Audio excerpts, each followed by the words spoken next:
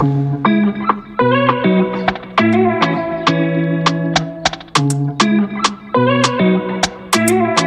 et à tous. Donc, je me nomme Sébastien Constant.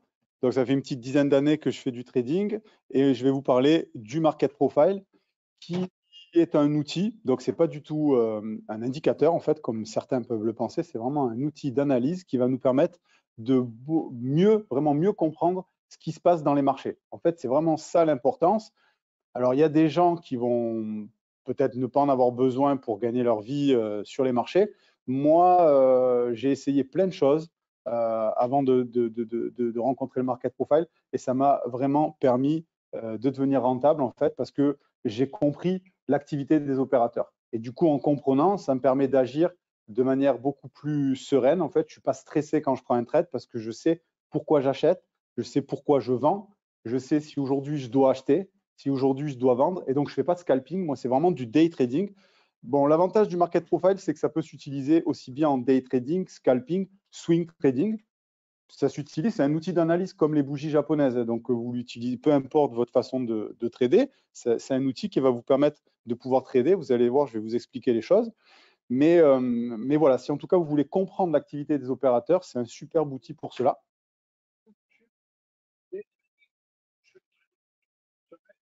Est-ce que, par exemple, la figure market profile est la même, ou est-ce qu'elle également elle tient compte de la, je dirais, de la. Elle tient compte de la data.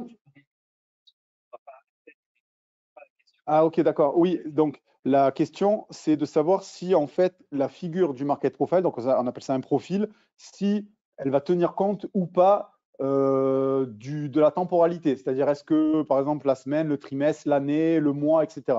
Donc oui, en l'occurrence, c'est comme les bougies. On va pouvoir régler le market profile en daily, weekly, monthly, trimestriel, annuel, peu importe, en fait, histoire de mieux comprendre ce qui se passe sur le court, moyen, long terme.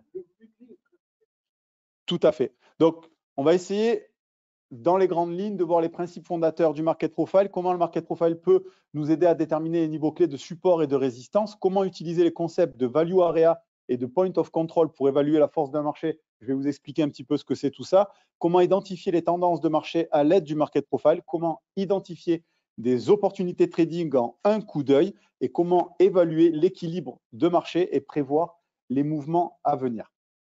Donc, c'est ce qu'on va essayer de voir ensemble.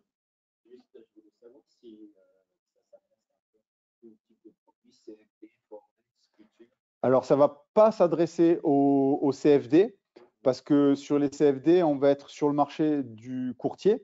Et voilà, alors, c'est pas que ça. Par exemple, quand on utilise cette plateforme-là, on va être connecté à un courtier, je ne sais plus lequel, mais c'est pas forcément. Je ne sais pas si c'est possible d'avoir votre data avec Sierra. Ouais, avec Sierra. Voilà. Mais en fait, on va avoir la data du courtier, en fait. Donc oui, ça fonctionne, mais c'est la data du courtier. Ok, c'est pas la data des marchés futurs. Marché futur, c'est le prix pour tout le monde, les volumes pour tout le monde. Donc on a entre guillemets le vrai prix, le juste prix. Maintenant, si c'est sur la data du courtier et que tout est carré, etc., oui, il n'y a aucun problème. Tout à fait, tout à fait. C'est de la data.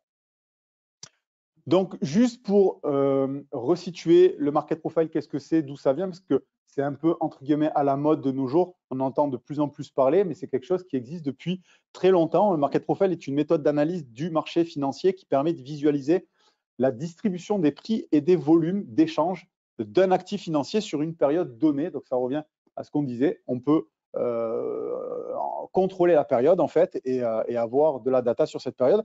Cette méthode a été développée dans les années 80 par un trader du nom de Peter Stedmeyer. Et il était lui-même, en fait, il travaillait au Chicago Board of Trade et il était trader en même temps. Il s'occupait de la liquidité là-bas.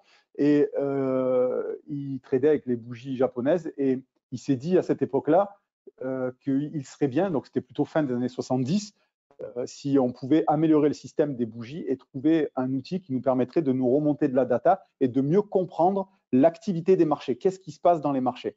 Et donc, du coup, eh bien, il lui est venu l'idée du market profile, donc on va voir pourquoi, comment, et il a soumis ses travaux au Chicago Board of Trade en 1982, et c'est en 1983 qu'ils ont validé ses travaux, et depuis 1983, ça s'est démocratisé. Alors au début, ça a eu un peu de mal à se lancer aux États-Unis, puis finalement, quand tous les professionnels ont commencé à voir le réel intérêt de cet outil, c'est parti des États-Unis, puis c'est arrivé en Europe petit à petit, et donc vous allez voir l'intérêt de cet outil, c'est vraiment quelque chose qui nous donne énormément de data, et quand on sait l'utiliser, c'est juste formidable.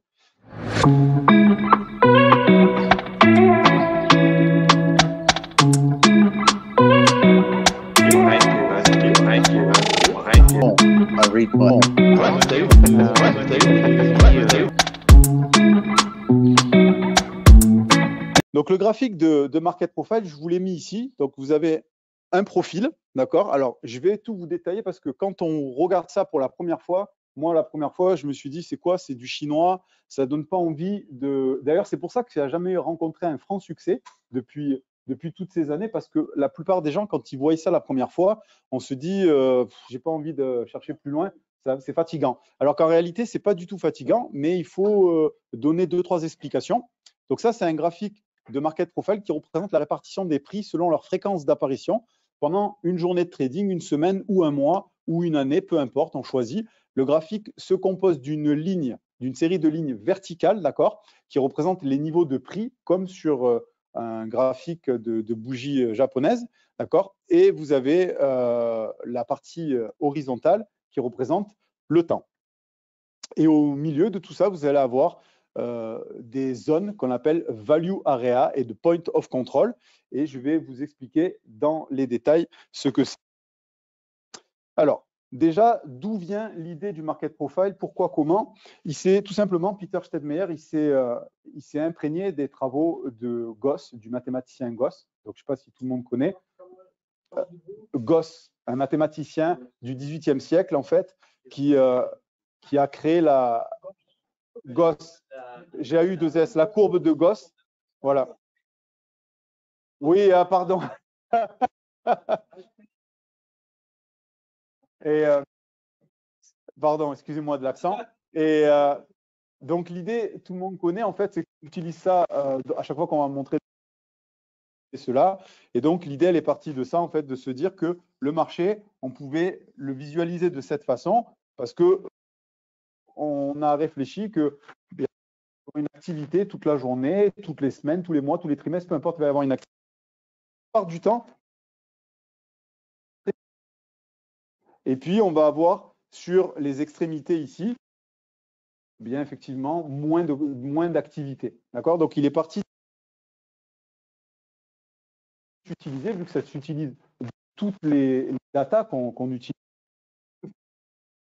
Il a pris donc ce profil-là et il a tourné le sens, tout simplement, et pour nous aujourd'hui des profils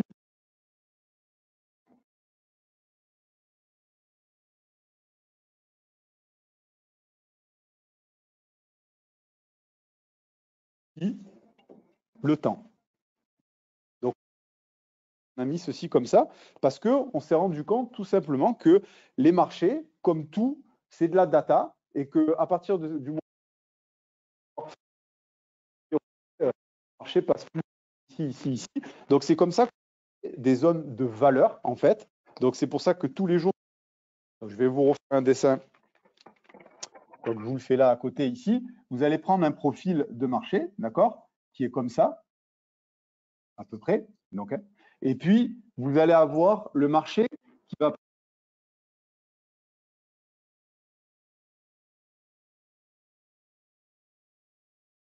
En réalité, c'est 68% exactement, mais on parle de 60% dans cette zone-là.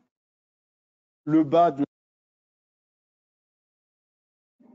value area low, donc c'est le bas de la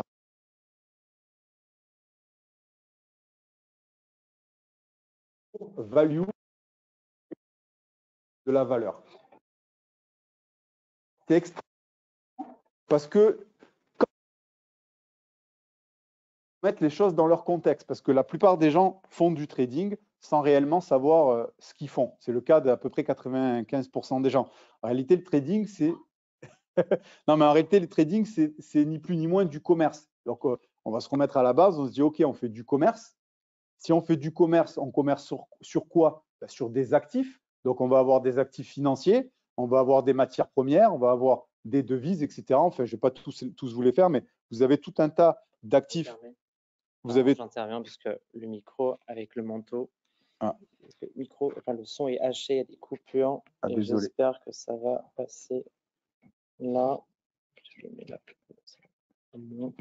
Pardon pour cette coupure. Là, ça m'en C'est pas grave. mieux. Donc voilà, l'idée c'est qu'on fait, donc quand on fait du trading, on fait du commerce et on commerce sur des actifs. Et donc là où vous allez être tous d'accord avec moi, c'est que quand on fait de l'achat-revente, je veux dire, si aujourd'hui par exemple je décidais de vous vendre, j'aime bien prendre cette analogie, mais je vous prends par exemple ma voiture, on va dire que c'est une Clio et que j'ai décidé de vous la vendre à vous 10 000 € parce que vous voulez une voiture. Je pense que même si vous y connaissez rien en voiture, le premier réflexe, ça va être quoi? Ça va être d'aller sur le Bon Coin, parce qu'on est en France, et on va aller regarder la valeur. C'est-à-dire, on va se dire, OK, il est gentil, Bass, il veut me vendre sa voiture, mais je vais quand même regarder si le prix qu'il me dit, il est juste. Donc, vous allez prendre les différents… Oui, ou l'Argus. On peut prendre l'Argus, mais l'idée, en tout cas, c'est de se dire, OK, à partir du moment où je veux faire un achat, je veux être certain de ne pas me faire rouler, que le prix soit honnête. Et donc, on va prendre les différentes options, on va les regarder, etc. Et ça, on va le faire dans n'importe quoi. À peu près, quand vous allez au magasin, il y a un prix. Si en général, ça se vend, c'est parce que le prix il a été validé par le marché. Tout le monde achète, par exemple, des iPhones. Je dis une bêtise, des iPhones. Pourquoi? Ben parce que c'est validé par le marché. C'est-à-dire qu'aujourd'hui, le prix qui est fixé, même si peut-être à vous, il ne vous convient pas, mais dans la majorité des cas, il convient aux gens. Et si peut-être demain, Apple le vendrait trop cher, encore plus cher, imaginons le double, peut-être qu'il n'y aurait plus de vente, tout simplement. Donc, on est bien là pour essayer de comprendre que chaque actif a une valeur. Et donc, tous les jours, quand on traite sur les marchés, on a un actif qui a une valeur. Et les gros opérateurs sont sensibles à cette valeur parce qu'eux, ils ne traitent pas de la même manière que nous. Nous, on est là, on rentre avec un lot, deux lots, on essaye de gratter quelques petits points, on fait de la spéculation. Eux, ils n'ont pas du tout la même façon d'intervenir. Ils ont beaucoup de contrats à rentrer, beaucoup de quantités importantes. Et eux, ils vont faire attention à cette valeur parce qu'ils essaient d'acheter au mieux. D'accord? D'acheter ou de vendre au mieux. Leur but, c'est d'acheter le moins cher possible et de revendre le plus cher possible pour gagner de l'argent. Donc, du coup, ils doivent faire attention à cette valeur. Et donc, nous, l'avantage, c'est que quand on utilise le market profile, eh bien, déjà, on a une donnée que la plupart des gens qui traitent n'ont pas, c'est-à-dire la valeur de notre produit. On se dit, OK, notre produit, il vaut tant. Et ça, c'est Et au milieu de cette valeur-là, vous avez la valeur tous les jours, c'est tous les jours, toutes les semaines, tous les mois, toutes les années. Et au milieu de cette valeur, vous montrez sur mon écran, vous allez avoir un trait ici qu'on appelle le POC. Non, ce n'est pas forcément au milieu, je vais vous montrer ça, mais c'est un trait qui est dans la valeur, en tout cas. Donc, il n'est pas forcément au milieu de la valeur, il peut être en haut, en bas, ça va dépendre des jours, du contexte, etc. Mais en gros, on va avoir un trait qui s'appelle le POC, et c'est le Point of Control. Donc, c'est quelque chose d'extrêmement important parce que le Point of Control, c'est vraiment le prix exact dans lequel le marché a passé le plus de temps. Donc, ce n'est pas là où il y a eu le plus de volume, mais c'est une question de temps. Et ça, c'est très, très important. Le market profile va vous retranscrire, en fait, donc je vais vous l'expliquer, ça aussi on va rentrer dans les détails, mais il va vous retranscrire des lettres, d'accord? Donc je vais vous montrer ça sur mon écran. Ici. Voilà. Je ne sais pas si tout le monde voit bien. Alors attendez, je vais vous agrandir ça. Est-ce que là, vous voyez les lettres? Ouais.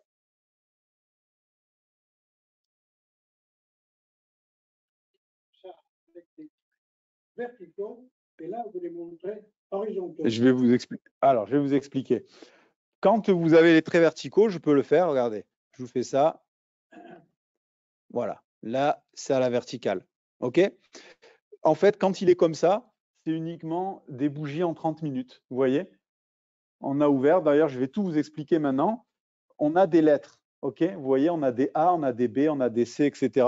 On aurait pu mettre des hiéroglyphes, ça aurait été exactement la même chose. En réalité, la lettre en elle-même, elle a peu d'importance, on s'en fiche, mais ça nous permet d'avoir un ordre chronologique.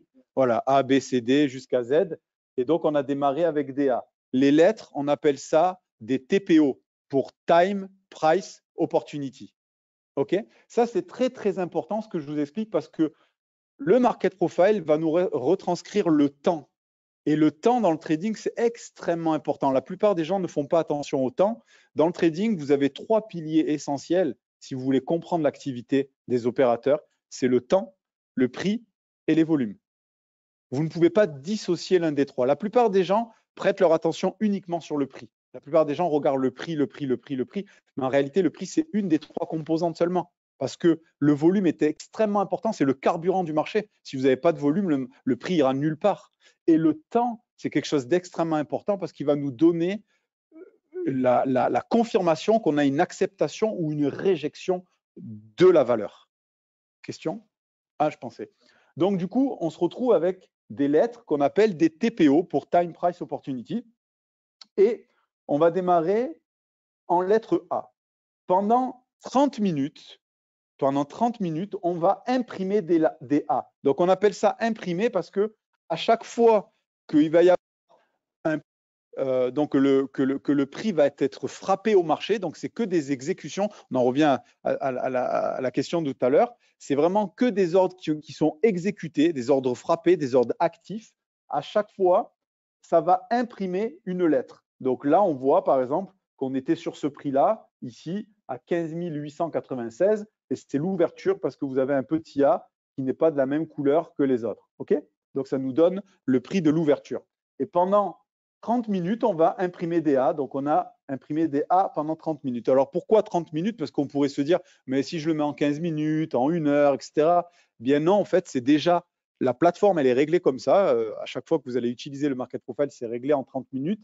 Parce que Peter Stettmeyer, à la base, l'idée de tout ça, pour comprendre l'activité des opérateurs, l'idée, c'était de pouvoir découper une journée, une session de trading, de la découper en plusieurs blocs afin de mieux comprendre l'activité. Donc, ils ont fait des tests, ils ont coupé en blocs de 4 heures, en 2 heures, etc. Et il s'avérait que c'est en 30 minutes qu'on a une meilleure clarté de la compréhension de l'activité. Donc, c'est resté sur du 30 minutes. Et donc, pendant 30 minutes, on va imprimer des A.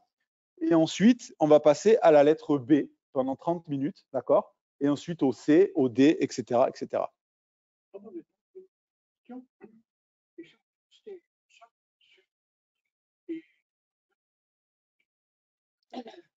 C'est ça, ben, il y aurait 2 lettres, il y aurait un prix.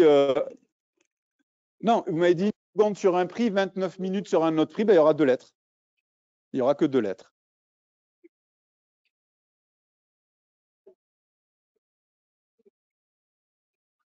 Tout à fait, tout à fait. Voilà, c'est pas mal. Mais après, nous, on va. Bien sûr, ça va nous donner beaucoup d'informations, tout ça. Mais bonne question, en tout cas, effectivement, s'il y avait 2 prix, un sur lequel on reste 1 seconde et l'autre sur lequel on reste 29 minutes, on aurait 2 lettres A. D'accord? On aurait 2 A terminé. Mais ça nous donne quand même une information importante, tout ça. Donc, du coup, l'idée, c'est quoi? C'est qu'on va imprimer des lettres. Donc là, je voulais splitter, ça s'appelle, c'est-à-dire que c'est comme si c'était des bougies. Ok, vous voyez que le marché, il a fait que monter depuis ce matin. Ça, c'est le marché d'aujourd'hui.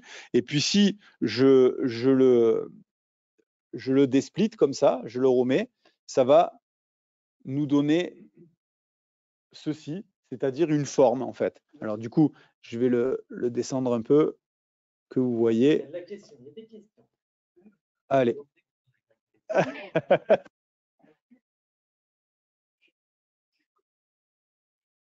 Donc, vous voyez bien, vous?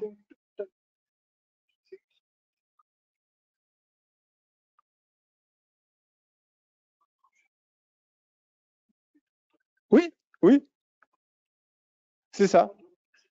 C'est ça. C'est ça. C'est-à-dire que si vous prenez un graphique en 30 minutes, vous mettez un graphique en 30 minutes, vous avez exactement la même chose. La différence, c'est qu'une fois qu'on va désplitter tout ça, ça va empiler et ça va nous donner une forme. Et ça va nous permettre de comprendre beaucoup de choses. Parce que du coup, quand on désplitte, là, on voit qu'il y a, par exemple, des C qui sont passés sous les B ici. On voit qu'il y a des E qui sont au même niveau que les B, etc. Et tout ça, vous avez les lettres qui vont s'empiler les unes sur les autres, d'accord? Et ça va nous créer une forme. Bon, en réalité, la forme, elle va avoir quand même une certaine importance, on va y venir après. Mais là, déjà, quand c'est comme ça, vous avez un avantage que la plupart des gens n'ont pas, c'est qu'aujourd'hui, là, on est sur le marché du Nasdaq, on est en temps réel, hein, au moment où on parle, c'est en temps réel. Vous voyez que le marché du Nasdaq, la valeur, elle est située entre 15 947 et 15 898. Donc ça, c'est la vraie valeur. Déjà, ça vous donne un avantage considérable par rapport aux autres, parce que si on revient à l'exemple de ma Clio, que je vous dis, j'en veux 10 000 euros, et que finalement, vous allez voir dans le Bon Coin, elle en vaut 6 000, vous dites, mais il est fou. Alors que là, si vous allez dans le Bon Coin et que vous voyez finalement que 10 000, c'est pas faux, parce que les plus chères, elles sont à 12 et les moins chères, elles sont à 8, vous dites, tiens, il en veut 10, c'est correct.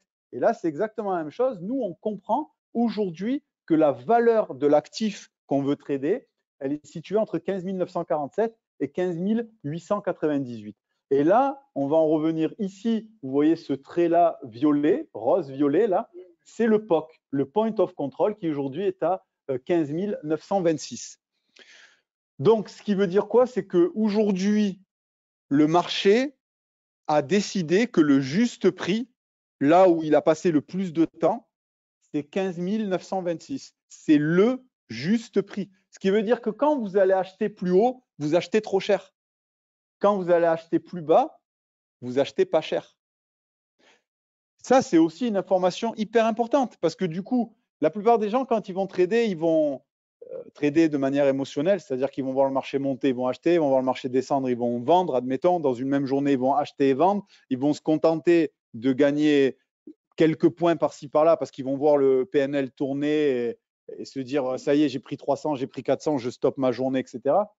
Alors qu'en réalité, on peut aller beaucoup plus loin que ça et essayer de comprendre, de se dire ok, aujourd'hui, vu le contexte, il vaut mieux que j'achète ou au contraire, il vaut mieux que je vende ou alors je peux faire les deux parce que j'ai vu, et ça va en revenir à la question de tout à l'heure, j'ai vu qu'il y avait des acheteurs à tel endroit et des vendeurs à tel endroit. Donc, je peux me permettre d'acheter et de vendre.